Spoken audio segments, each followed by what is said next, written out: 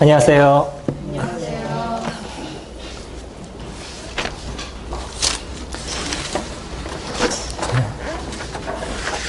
가끔 이제 살다 보면 그런 얘기를 들으실 때가 있죠.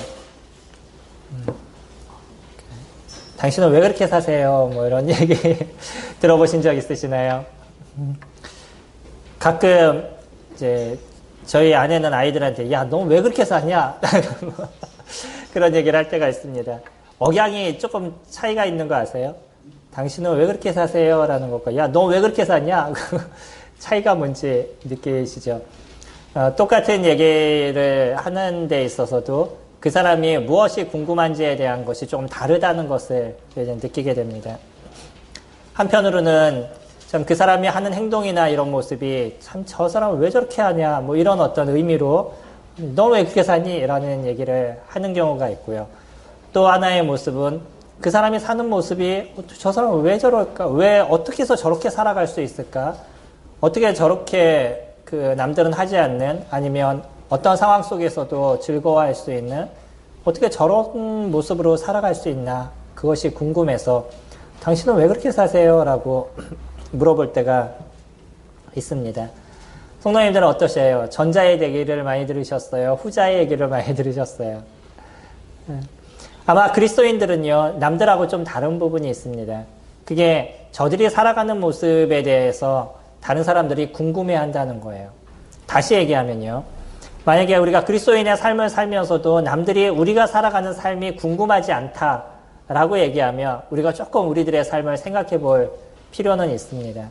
뭔가 좀 다른 거예요. 그리스도인들은 살아가는 데 있어서. 다른 사람들이 볼 때 뭔가 좀 틀립니다. 일자는요. 일요일마다 교회를 오시잖아요. 다른 분들 이 시간에 즐길 수 있는 많은 것들을 즐기는데 그리스도인들은 그러지 않아요. 그런 자체에서부터 차이가 나기 시작하죠. 집에서 다른 사람들은 TV 보고 게임하고 이런 데 시간을 다 보내는데 그리스도인들은 집에서 성경을 읽거나 아니면 신앙서적을 읽거나 그런 시간을 많이 투자를 합니다. 그런 자체가 이해가 되지 않는 거죠. 왜 굳이 뭐 저거 읽는다고 돈이 나와 떡이 나와 뭐 그런 얘기 많이 하죠. 뭐 돈이 나오냐 떡이 나오냐. 그럼 뭐라 그러시는지 아셔요? 예, 떡이 나와요 돈이 나와요 뭐 그렇게 얘기하시는 분도 있습니다. 왜냐하면 하나님이 우리를 공급하시고 채우시는 것에 대해서 느끼시는 분들은 예, 떡이 나와요 뭐 이렇게 표현하시는 뭐 웃자고 같이 얘기하시는 분들이 있습니다. 분명한 거는 하나님 그분이 어떤 분인지 저희들이 알고 그분이 저희들의 삶을 도우시는 분인 걸 저희들이 느끼기 때문에 저희가 그분을 떠나서 살 수가 없는 거죠. 그분이 우리에게 공급하시는 게 무엇인지를 정확하게 알기 때문에 그렇습니다. 저희 집에 고양이를 키운다 그랬잖아요. 길고양이입니다. 얘네들이 길고양이다 보니까 그 더러워서 그러니까 밖에서 생활하니까요. 집에 이렇게 들일 수가 없는데 어떻게 하든 집에 들어오려고 아주 난리예요. 문만 열렸다 그러면 안으로 이렇게 들어오고 뭔가 삑 소리가 나면 지가 문을 이렇게 열고선 들어와요. 저희 문이 완전히 닫히지 않기 때문에 한 요만큼 열려 있는데 발로 딱 집어넣고요. 발톱을 세워가지고 딱 당기면 문이 쫙 열려요. 그리고 안에 들어오려고 노력을 합니다. 걔가 그 안으로 들어오려는 것은 여러 가지 이유가 있어요. 그 중에 하나가 뭐냐면 저희하고 있으면 안전하다는 것을 그 고양이가 느끼기 때문이에요. 저희 집에는 아직도 여러 고양이들이 왔다 갔다 합니다. 그 이유가 뭐냐면 밖에다가 얘네들 먹이를 놨더니 그 냄새를 맡고 여러 고양이들이 자꾸 왔다 갔다 하는 거예요. 그러니까 얘네들은 자기네 밥그릇을 뺏기는 것뿐만 아니라 다른 고양이로 인한 그 위협이 오니까 자꾸 우리들 근처로 오는 거죠. 그러니까 우리가 데리고 있는 이 길고양이들은 무엇을 아는 거냐면 우리하고 같이 있으면 안전하다는 걸 알아요. 그리고 또 하나가 있습니다. 우리하고 있으면 먹을 걸 준다는 걸 알아요. 그러니까 어떻게 하든 우리한테 붙어 있으려고 노력하는 거죠. 왜 그리스도인들이 하나님 안에 붙어 있으려고 노력을 하죠? 왜 우리 그리스도인들이 하나님과 함께 하려고 노력을 하죠? 먼저는 그분이 하나님이시기 때문에 그렇습니다. 우리가 신앙이 온전하게지면 다른 것이 아니라 그분이 하나님이기 때문에 저희가 그분 앞에 같이 가기를 노력해요. 그러나 우리가 신앙이 조금 연약하다 할지라도 왜 하나님과 함께 하기를 원하냐면 그분하고 함께 했었을 때 그분이 공급하신 그분이 함께 하시는 것이 우리에게 도우시는 것이 무엇인지를 저희들이 잘 알기 때문이죠. 그리고 그분이 우리를 채워가시는 것들, 우리를 인도하시는 것들, 그런 길이 무엇인지를 저희들이 아니까 그분 앞에 있으려고 노력하는 그런 모습이 저희들이 됩니다. 그러니까 다른 사람하고는 살아가는 방향이 조금 다른 거죠. 일단 주일날 예배 드리기 위해서 이 시간 함께 하고요. 또 저희들이 시간이 있으면 그 시간을 통해서 하나님께 기도하는 것과 아니면 말씀을 보는데 저희들의 마음을 많이 드립니다. 하나님이 어떤 분인지를 알기 위해선 성경을 통해서 그분을 느껴가는 거죠. 그 하나님이 우리에게 무엇을 말씀하시는지도 저희가 성경을 통해서 알아가니까 그러니까 성경을 보려고 노력하고 기도하려고 노력하는 그런 시간들이 이제 저희 가운데 있습니다. 뿐만 아니라 그렇게 저희가 성경을 보다 보면 하나님이 우리에게 원하시는 길이 무엇인지를 저희들이 아는 거죠. 제일 큰 것. 그건 뭐냐면 하나님은 죄를 싫어하시는 분이기 때문에 죄에서부터 멀어져가는 삶을 저희들이 살아가게 된다는 거예요. 그러다 보니까 다른 사람들이 살아가는 삶의 패턴하고는 조금 다른 거죠. 이번에도 저희 친구들이 그 연말이라고 막년회 하자고 그 카톡에다 글을 이렇게 쭉 올렸어요. 한 1년에 한 번 정도 애들을 볼까 말까 하는데 저는 이제 그런 시간도 잘 나가질 않아서 어쨌든 이제 친구들이니까 제 이름을 같이 넣어가지고 단체 통을 이렇게 단체 방을 만들어서 글을 쭉 올리는데 그 잠깐 올리는 글 속에서도 제가 보기 민망한 글들이 너무 많은 거예요. 걔네들은 그게 그냥 단순한 이게 재미로 얘기하는 거지만 얘기하는 건데 전 개인적으로 그런 게 좀 어렵습니다. 그런 부분들이 조금 달라요. 살아가는 삶의 방향들이. 한 번은 어떤 분을 이렇게 도와드리기 위해서 이제 병원에서 이렇게 모시고 이렇게 가기 위해서 그분을 이제 저희 차에 이렇게 같이 이제 동행을 했습니다. 그러면서 운전을 하시는 분하고 같이 이렇게 이야기를 하는데 날씨가 더우니까 무엇에 대한 주제가 있냐면 이럴 땐 맥주 한잔 마시면 진짜 좋은데 뭐 이런 이제 두 분의 대화예요. 그러다 뒤로 이렇게 돌아보시더니 목사님은 술 한 번도 안 드셨죠? 뭐 이렇게 물어보시는 거죠. 그래서 그냥 씨 웃었습니다. 근데 그분들이 그런 저를 향해서 하는 얘기에는 두 가지 의미가 숨겨져 있어요. 하나는 뭐냐면, 야, 이 더위에 맥주 한 잔 먹을 수 있는 그런 그 즐거움도 모르나? 뭐 이런. 그런 것과 또 하나는 뭐냐면, 그러면서도 제가 살아가는 삶의 방식은 무엇인가? 이런 어떤 궁금증. 이런 것이 같이 숨겨져 있는 거죠. 사람들은 그런 어떤 두 가지 모습 속에서 무엇을 선택해 나가는 거냐면 단지 지금의 내 목을 시원하게 해주는 그것을 이제 추구하는 인생을 살아가는 거죠. 저희는 때로는 그러한 어떤 육체적인 뭐 즐거움이 될지는 모르겠지만 그분들이 얘기하는 즐거움을 갖지 않는다 할지라도 그 이상의 하나님 우리에게 주시는 그 아름다움과 하나님 우리에게 주시는 그 기쁨이 있기 때문에 그것을 추구하는 인생을 저희들이 이제 살아가고 있습니다. 그러니까 물어보죠. 당신은 왜 그렇게 살아가요? 라고 물어보는 그런 질문을 저희들이 받게 됩니다. 그러면요, 성령님들 뭐라고 대답하셔요? 오늘의 본문 말씀은 저희 그 베드로전서 3장 15절 말씀입니다.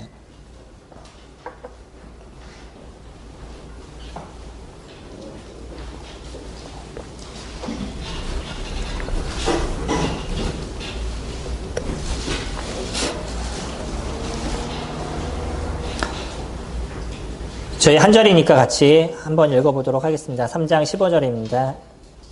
너희 마음에 그리스도를 주로 삼아 거룩하게 하고 너희 속에 있는 소망에 관한 이유를 묻는 자들에게는 대답할 것을 항상 준비하되 온유와 두려움으로 하고. 오늘은 본문 말씀을 같이 보면 좋겠지만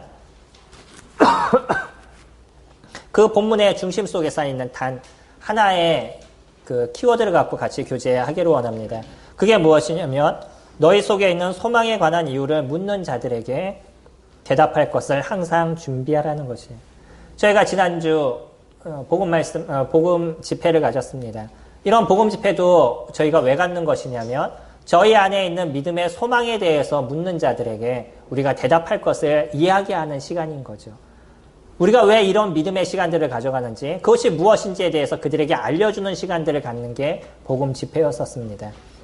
이것을 통해서 우리는 항상 준비해야 된다라고 얘기합니다.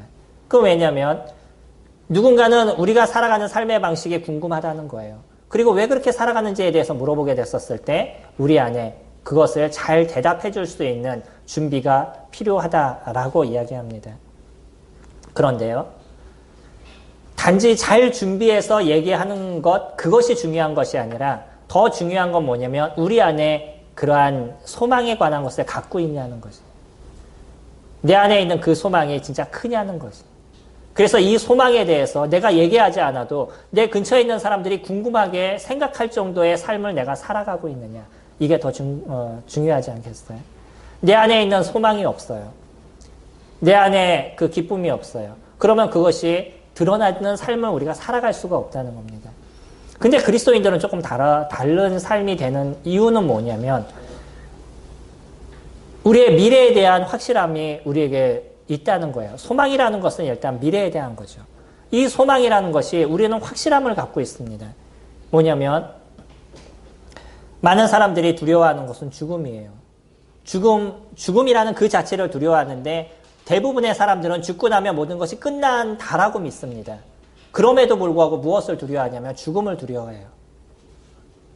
죽음은 끝입니다. 근데 죽음을 두려워해요. 그런 죽음을 두려워하는 이유는 이제 내가 없어지고 소멸된다는 그런 생각 속에 두려워하는 사람이 있는가 하면 또 하나는 뭐냐면 이 죽고 나서 내 삶이 어떻게 되는지에 대한 걸 잘 모르니까 두려워하는 그런 부분들이 있을 겁니다. 근데요, 만약에 죽음으로써 모든 것이 끝난다 그러면 어떤 한 면으로는 안 두려울 것 같아요. 그런 생각 해보셨나요? 내가 어떻게 살든지 죽음으로써 모든 게 끝난다 그러면은 이 세상 내가 편하게 살아가면 되잖아요. 내가 원하는 대로 살아가면 되고 내가 하고 싶은 거 다 하면서 살아가면 되고 남에게 무슨 피해를 주든지 어떤 어려움을 주든지 그거하고 상관없이 내 것만 챙기면 되는 거죠. 죽으면 끝인데. 그러지 않나요? 만약에 제가 이런 얘기 해도 될지 모르겠지만 제가 죽으면 끝이라고 믿는다면 전 이렇게 안 살 수도 있어요. 끝나서 욕을 먹어도 끝난 겁니다. 그러지 않나요? 근데 왜 사람들이 조금 더 착하게 살려고 그러냐면 일단 우리 양심에서부터 하나님으로부터 온 선함이 있기 때문에 그 선함이 우리에게 다른 사람과 함께 살아가야 된다는 그 기본적인 생각이 우리들 안에 숨겨져 있어요. 그런가 하면 우리들 안에 있는 이 죄성이 사단으로부터 온 이 죄성이 우리로 하여금 하나님에게 자꾸 멀어져 가는 역할 이런 것도 같이 하고 있습니다. 그러니까 사람들은 알게 모르게 죽으면 모든 것이 끝나지 않는다라고 믿으니까 선하게 살아가야지 나중에 좋은 곳에 갈 수 있어라는 그런 개념을 갖고 있는 거예요. 그렇기 때문에 두려워하는 것입니다. 죽음이라는 그 자체를 두려워하는 것이에요. 우리가 그 죽음을 두려워하지 않는 이유는 그 죽음 이후에 우리가 가야 될 곳이 어딘지에 대해서 정확하게 알기 때문에 그렇습니다. 오늘 본문 말씀에 이렇게 표현하죠. 시작을 너희 마음에 그리스도를 주로 삼아라고 얘기합니다. 그래서 너희가 거룩하게 됐다라고 얘기하는데 우리가 거룩하게 된 거는 우리가 깨끗해서 그런 것이 아니라 우리 안에 예수 그리스도 그분을 믿는 믿음이 있기 때문에 그 예수 그리스도를 믿었기 때문에 하나님께서 우리를 깨끗하게 보아 주신다라고 얘기하신다는 거예요. 그래서 우리를 깨끗하게 하시는 그분의 모습에 따라 우리가 좀 선한 삶을 살아가기 위해서 노력하는 것. 이것이 그리스도인의 모습입니다. 내가 선한 삶을 살았기 때문에 예수 그리스도를 믿었다는 것이 아니고요. 예수 그리스도를 믿었기 때문에 그분이 선한 것처럼 선한 삶을 살아가는 삶을 산다는 것이에요. 완전히 다른 것입니다. 이미 하나님께서 우리에게 선을 베푸셨어요. 우리들의 죄에 대한 문제를 해결을 하시는 걸 어떻게 하셨냐면 자기의 하나밖에 없는 아들 예수 그리스도를 저희들에게 주셨습니다. 그리고 그분을 십자가에 매달았어요. 가장 치욕적인 그 형틀에 자신의 아들을 십자가에 내어주신 거예요. 그것이 하나님이 우리에게 베푸신 사랑이었습니다. 그 예수 그리스도가 그곳에서 죽지 않으면 우리들의 죄에 대한 문제가 해결되지 않기 때문에 왜냐하면 죄가 없으신 그분이 우리를 대신해서 죽는 그 죽음이 있기 때문에 사람이 갖고 있는 이 죄에 대한 문제가 거기서 해결이 될 수 있었던 거예요. 그것이 있지 않으면 우리가 어떠한 발버둥을 친다 할지라도 우리는 모두 다 지옥의 형벌을 받아야 될 그런 존재였던 거예요. 그래서 우리는 무엇을 아는 거냐면 하나님이 우리를 사랑하신다는 것을 아는 거예요. 얼마나 우리를 사랑하셨으면 자기 하나밖에 없는 아들 예수 그리스도를 주시기까지 사랑했는지 그 의미를 알게 되는 거죠. 여기 계신 분들 중에 진짜 좋은 사람과 얼마큼 내가 좋은 사람이 있으면 나의 아들을 줄 수 있겠어요. 저희 아이들이 저한테 잘하지 못한다 할지라도 제가 저희 아들과 바꿀 수 있는 그런 사람은 없을 겁니다. 저희 식구와 바꿀 수 있는 그런 사람은 없을 거예요. 제 아들이기 때문에. 인간의 마음을 갖고 있는 사람들도 그렇습니다. 하나님이 자신이 만든 그 피조물을 구원하기 위해서 자기의 아들을 주셨다는 게 어떠한 사랑인지 아시겠어요? 그 사랑이 우리 안에 있었을 때 우리들의 마음에 풍성함을 얻는 겁니다. 우리가 왜 하나님을 안에서 살아가요? 하나님이 우리에게 베푸신 사랑을 저희들이 알기 때문에 그 사랑 속에서 저희가 살아가는 거예요. 요즘 우리나라의 시대는요, 서로가 불신과 그 반목의 모습 속에 팽배해져 있어요. 많은 사람들이 나가서 지금 촛불 집회를 하고 있습니다. 그것이 우리나라를 살리는 그들의 그 작은 목소리를 드러내는 것이에요. 그건 또 하나의 좋은 모습이라고 생각이 됩니다. 하지만 무엇을 느끼냐면 이 나라가 서로가 반목하고 싸우는 그 싸움 속에 계속 놓여져 있다는 거예요. 물론 잘못된 한 사람으로 인해서 생겨난 문제고 그 한 사람으로 인해서 딴 사람들이 자기의 목소리를 내며 온전한 것을 찾아가는 모습이 될 수도 있습니다. 그러나 사람들 마음에 있는 울분과 아픔, 고통 그런 것이 그냥 곳곳에 이렇게 숨어져 있는 게 보여요. 뉴스를 듣거나 무엇을 들을 때마다 마음에 그 짐을 항상 갖고 있는 걸 느끼게 됩니다. 이런 그 고통의 삶을 우리가 새롭게 할 수 있는 게 무엇으로 가능하겠어요? 돈이 좀 많아지면 좋을까요? 아니면 내가 좋은 친구를 만나면 그것이 다 해결이 될까요? 잠시의 기쁨은 될 수 있지만 그것을 우리에게 완전하게 해결해 줄 수 있는 것은 아니에요. 이런 부분에 있어서 우리가 기쁨 속에 살아갈 수 있는 것, 우리들 안에 다른 사람과 다른 그러한 충만함을 갖고 살아갈 수 있는 게 무엇이냐면 하나님이 우리에게 베푸신 사랑을 내가 기억할 때예요. 예수 그리스도 그분이 나를 위해서 십자가에 죽으신 것, 그분이 나를 얼마나 사랑하셨는지를 내가 다시 한번 새록새록 생각할 때마다 우리들 안에 풍성함을 가질 수 있습니다. 세상을 한번 보셔요. 즐거움을 느낄 수 있는 게 뭐가 있는지. 전 밖에 나가서 사람들을 볼 때마다 그냥 얼굴을 보는 자체가 짐이 될 때가 있어요. 요즘은. 다들 힘들고 어렵고 찌든 모습들이 너무나 많아요. 그게 무엇으로 해결이 될 수 있겠어요? 대통령이 바뀌면 될까요? 아무리 우리나라 대통령 여러 사람들이 있어 왔지만 바뀌면 되던가요? 그거로 해결되지 않는다는 거예요. 진정한 해결은 그리스도 그분이 우리를 어떻게 사랑하셨고 우리들 안에 그분의 사랑의 풍성함이 가득 차게 됐었을 때 이것이 변해가는 거죠. 그게 우리 안에들 있을 때 다른 사람, 지금 사람들이 겪고 있는 그 고통에 있는 모습과 우리의 모습이 다른 걸 느끼게 되는 거예요. 그럼 다른 사람들이 물어보지 않겠어요? 너 왜 그렇게 사니? 라고. 그 우리 안에 있는 풍성함을 고백하실 수 있어야죠. 그거에 대해서 뭐라고 얘기하냐면 너희 속에 있는 소망에 관한 이유를 묻는 자들에게 대답할 것을 항상 준비하되 무엇과 무엇으로요? 온유와 두려움으로 하라라고 얘기했어요. 첫 번째 온유를 얘기하고 있습니다. 사람들에게 우린 싸우자고 얘기하는 게 아니에요. 너 왜 이렇게 사니? 그러면 기분이 안 좋아가지고서는 막 그 다음부터 막 내가 알고 있는 거 막 쏟아놓고 당신은 왜 이렇게 저기 하지 않냐고 막 그런 그 교리적인 것을 갖고 싸우라고 얘기하는 것이 아닙니다. 한 번은 그런 적이 있어요. 저희 교회에 어떤 분이 오셨는데 오자마자부터 저에게 딱 앉아서 하는 얘기가 아유 뭐 여기는 뭐 사람이 이거밖에 없어요. 뭐 도대체 뭘 한 거예요? 뭐 이래가지고선 뭘 하겠어요? 이런 식으로 처음부터 계속 저한테 얘기를 했어요. 그러니까 얘기를 들으면서 제가 마음이 어떻겠어요? 감정부터 상하더라고요. 그러면서 그들에게 해야 될 진짜 중요한 얘기를 이렇게 해줬습니다. 그런 상황 속에서 제가 무엇을 느꼈냐면 제 감정이 상해 있다는 걸 알게 됐어요. 저도 몰랐는데 옆에서 보는 사람들이 상해 있다는 걸 나중에 얘기를 하더라고요. 그게 옳지 않다는 걸 나중에 느끼게 됐습니다. 그러면서 그분과 얘기할 때 그분이 갖고 있는 잘못된 게 무엇인지 성경을 통해서 얘기를 해줬어요. 나중에는 제가 다시 와서 물어봐도 되겠습니까? 오라고. 그 다음에 또 오더라고요. 며칠을 와서 성경을 갖고 얘기를 쭉 했어요. 자기가 갖고 있는 잘못에 대해서 집에 가면 다시 공부했다 오면 성경을 갖고 제가 얘기하고, 그분 더 이상 할 얘기가 없으니까 집에 갔다가 다시 준비해서 오면 제가 성경을 갖고 다시 얘기하고, 나중에 제가 어떻게 해야 되겠습니까? 이렇게 바뀌더라고요. 하지만 그 과정에 있어서 제가 느낀 게 뭐냐면 제 스스로가 얼마나 잘못한 이야기가 시작이 됐는지에 대해서 느끼게 됐습니다. 주님이 원하시는 건 그런 것이 아니에요. 우리가 갖고 있는 것, 내가 갖고 있는 것을 그거와 싸워서 얘기하라는 것이 아니라 내가 갖고 있는 즐거움을 그들에게 온유하게 얘기할 수 있는 그런 마음이 우리에게 필요하다는 거죠. 주님도 이 땅에 가실 때 그런 표현을 썼습니다.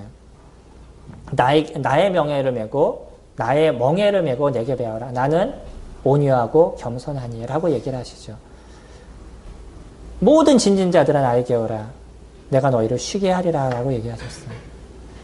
주님이 우리를 쉬게 하신다는 그 쉼이 우리가 성경을 잘 알아서 남들과 싸워서 그러는 것이 아니라 그분이 갖고 있는 온유함과 그분이 갖고 있는 겸손함이 무엇인지를 저희들이 알게 됐었을 때 그 온유를 통해서 사람들과 대화가 시작이 되고 그 사람들에게 하나님의 사랑을 이야기해 수 있는 그런 마음이 저희들에게 크게 일어나는 거죠. 우리는 사람들과 싸우는 존재들이 아니에요. 우리가 갖고 있는 하나님에 대한 그 놀라움, 예수 그리스도 그분이 우리에게 베푸신 그 은혜를 우리는 그들에게 전해주는 자들입니다. 그런 온유한 마음속에 그들에게 하나님 그분을 이야기하게 됐을 때, 예수 그리스도 그분을 우리가 얘기하게 됐었을 때 그들의 심령이 녹이고 그들의 마음이 변하고 주님을 믿고자 하는 마음으로 바뀌어가게 되는 거죠. 언제나 우리가 조심해야 할 것은 있습니다. 싸우는 존재가 아니라는 거예요. 교리적으로 부딪히는 존재가 아니라는. 몇몇의 이단이라는 표현을 쓰면 그러겠지만 성경으로 얘기하면 정확하게 이단입니다. 예수 그리스도를 부인하는 분들이니까. 그런 분들이 저희 집에 와가지고선 같이 이야기를 시작할 때가 있어요. 처음에 시작하게 되면 들어오지 마세요부터 제가 얘기를 합니다. 왜 그러냐면요. 그런 분들은 이야기를 아무리 성경을 갖고 얘기해도 받아들이질 않으셔요. 근데 굳이 들어오시겠다는 분이 있어요. 그럼 들어오시라고 그래요. 그럼 딱 들어오자마자 책장을 보면서 긴장하기 시작해요. 지금은 제가 여기 사무실에다 책을 거의 다 갖다 놨지만 예전에 이 책이 다 집에 있었습니다. 책장이 쫙 있는데 다 신앙서적이 쭉 꽂혀져 있으니까 거기서부터 긴장하기 시작해요. 그럼 얘기가 이렇게 시작이 되면 나중에 중간에 가신다 그러면 제가 못 가게 만들어요. 앉혀놔요, 계속. 근데 아무리 얘기해도요, 그분들이 잘못된 신앙이 그 안에 존재되어 있으니까 그것이 변하지 않습니다. 성경을 너무나 잘못 보고 계셔요. 성경은 우리가 그냥 쭉 읽으면서 이해할 수 있는 내용임에도 불구하고 거기다 잘못된 의미를 자꾸 부여해서 자기네가 원하는 교리로 만들어버리는 거예요. 싸워서 해결될 문제가 아닙니다. 우리 안에 있는 그리스도, 그분을 얘기하고 그분이 우리에게 베푸신 은혜, 우리들이 살아가는 삶에서 그분이 어떤 것을 우리 가운데 도우시는지를 얘기할 수 있는 저희들이 돼야 되는 거예요. 그분이 우리에게 베푸시는 사랑을 내가 못 느끼면 얘기할 수 없잖아요. 그 사랑을 성경을 통해서 찾아가시기 바랍니다. 그리고 그 사랑을 날마다 누리셔야 돼요. 날마다 뉴스를 보시고 세상을 보시면 계속 안 좋은 것만 우리 가운데 잔재하게 돼요. 우리들 안에 그리스도 그분을 보시고 하나님 그분이 나에게 하신 일에 대해서 감사하고 그분을 경배하는 시간들을 가지면 우리들 안에 풍성함을 찾아가게 됩니다. 두 번째는 뭐를 얘기하냐면 두려움 가운데 이야기하라라고 얘기하고 있어요. 이 두려움은 우리가 어떤 말을 하는지에 대해서 우리 스스로가 두려워할 수 있는 마음이 필요한 거고요. 또 하나는 뭐냐면 그 사람들이 어떤 존재가 될지에 대한 두려움이 우리 가운데 필요할 것입니다. 그들은요, 예수 그리스도 그분을 알지 못했으면 지옥의 형벌을 받아야 되는 그런 존재들인 거예요. 그분들이 가게 될 그 지옥의 형벌에 대해서 우리들 마음에 두려움을 좀 가질 수 있으면 좋을 것 같습니다. 하나님을 두려워하라 이런 부분이 아니고요. 그들이 받아야 될 형벌을 우리가 좀 두려워할 수 있는 그런 마음 속에서 그 사람들에게 예수 그리스도를 이야기할 수 있는 그러한 저희들이 되었으면 좋겠습니다.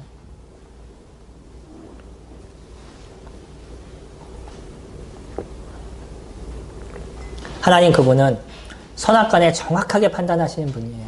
얼굴이 예쁘다고 뭐 예쁜 애들 따로 고르고 뭐 늘씬하다고 늘씬한 애들 따로 고르고 몸짱이라고 따로 고르고 그런 분이 아니시라는 거예요.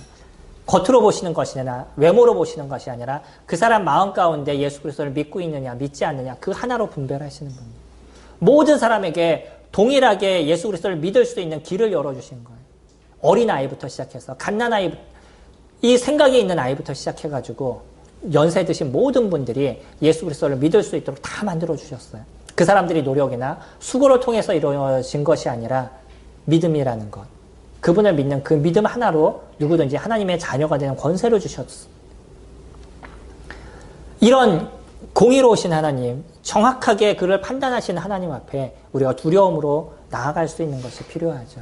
그래서 그 사람들에게 진짜 지옥의 그 형벌이 무엇인지 하나님의 그 두려움 속에 그 사람들이 놓여있게 되면 어떠한 어려움이 그에게 있는지에 대해서 우리들 스스로도 경각심을 갖고 그 사람들과 이야기를 할 수 있는 그런 마음이 저희들 가운데 필요할 겁니다. 만약에 우리가 준비되어 있지 않으면 누군가 우리에게 물어봤었을 때 우리는 아무 얘기도 할 수 없어요. 그냥 교회 한번 가보시죠. 이게 전부가 될 수도 있습니다. 물론 그것도 중요한 전도가 될 것입니다. 그것도 필요한 것이에요. 그러나 성도님들 마음 가운데 그 소망을 키우셔서 그 소망을 전하시고 이야기하시는 분들이 되신다 그러면 하나님 저희들을 사용해 가실 것입니다.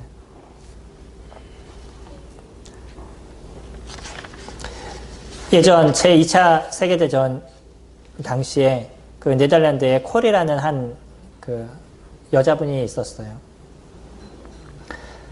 이 사람들은 네덜란드에 살고 있었었는데 제2차 세계대전이 발발하면서 이스라엘이 독일의 그 속국이 됐습니다. 그러면서 유대인들이 엄청난 고통을 당했었어요. 이야기를 전해들은 이 코리의 가족들은 아버지하고 언니하고 같이 살고 있었는데 하나님의 백성을 우리가 좀 보호해야 되겠다라는 생각을 그들이 가졌습니다.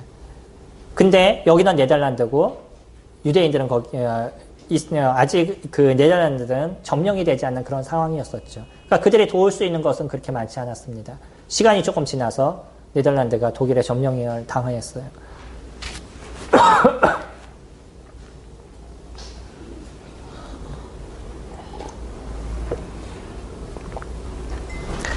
그때 그들이 처음에 생각했던 그 생각을 다시 한번 가졌습니다.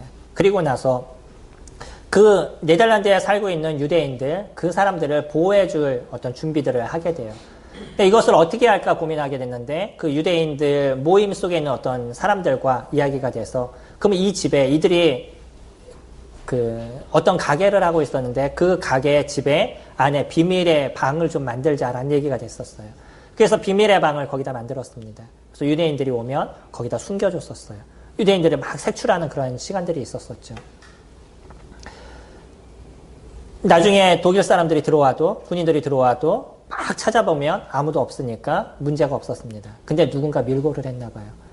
이거로 인해서 다시 그 군인들이 쳐들어와서 다 찾아봤는데 비밀의 방에 그들이 숨어져 있으니까 찾지는 못했습니다. 그러나 아버지와 두 딸을 다 잡아갔어요. 그리고 독일로 후송을 해가지고 여자들만 수용할 수 있는 그곳에다 수용을 시켰습니다. 이곳에서 그들이 당했던 건 추위, 더위, 벌레, 배고픔 이런 고통을 당하면서 하루에 11시간씩 노동을 해야 됐었어요. 한 번은 언니가 너무 힘드니까 쓰러졌는데 그 독일군의 무차별적인 그 채찍을 맞는 걸 봤습니다. 동생이 그것을 보면서 어떻게 해야 될지 모르겠어요. 그래서 언니를 쳐다보고 있는데 언니가 이렇게 쳐다보면서 동생을 보면서 나를 쳐다보지 말아라. 너 오직 예수 그리스도만 바라봐라. 그렇게 외쳤대요. 시간이 조금 지나서 이 독일군들이 11시간씩 그 일을 하는 사람들이니까 이 사람들이 할 수 있는 게 아무것도 없을 거라고 생각이 돼서 당신네들 예배를 드리려면 드리십시오라고 그냥 이렇게 열어줬답니다. 아무것도 안 할 거라고 생각했던 거예요. 너무 피곤하니까. 근데 이 코리가 그 시간에 성경을 갖고 사람들에게 읽어주는 시간들을 가졌어요. 그 네덜란드어로 이렇게 얘기를 하면 근처에 있는 사람들이, 통역이 가능한 사람들이 자기 나라 말로 다 각자 이렇게 통역을 해줬습니다. 그때 읽어줬던 성경의 말씀을 통해서 많은 사람들이 예수 그리스도를 개인의 구조로 영접했다라고 얘기합니다. 근데 시간이 조금 지나서 언니가 죽음을 당했어요. 언니가 죽고 나서 그 행정적인 처리를 하는 가운데 무엇이 조금 잘못됐는지 동생이 석방이 돼버린 거예요. 동생이 석방을 하고 나서 한 일주일 정도 지나게 됐었을 때 이 코리의 나이 또래에 되는 모든 소녀들을 다 총살을 시켰대요. 이 연을 주님이 살리신 겁니다. 죽고 사는 것, 저는 그것을 말씀드리는 게 아니에요. 무엇이냐면 자기가 있는 그곳에서 예수 그리스도를 이야기할 수 있는 이들의 모습에 대해서 말씀을 드리는 겁니다. 저희들은 그리스도 그분을 이야기하는 자들이에요. 우리들에게 있는 소망, 그 소망을 묻는 자들에게 우리가 대답할 것을 이야기하는 그런 자들입니다. 우리 안에 있는 그리스도, 우리를 구원하신 그 아버지 하나님의 사랑, 그것을 풍성히 가지시기 바랍니다. 그리고 나서 그것을 모르는 자들에게 이야기해 주셔요. 내 안에 있는 풍성함이 있으셔야 됩니다. 그리고 그것을 이야기해 주시되 온유와 두려움으로 저희가 이러한 일들을 이루면 우리의 입술을 통해서 많은 사람들이 주님을 믿고 하나님 나라의 소망을 갖는, 하나님 자녀가 되는 그런 권세를 그들이 누릴 것입니다.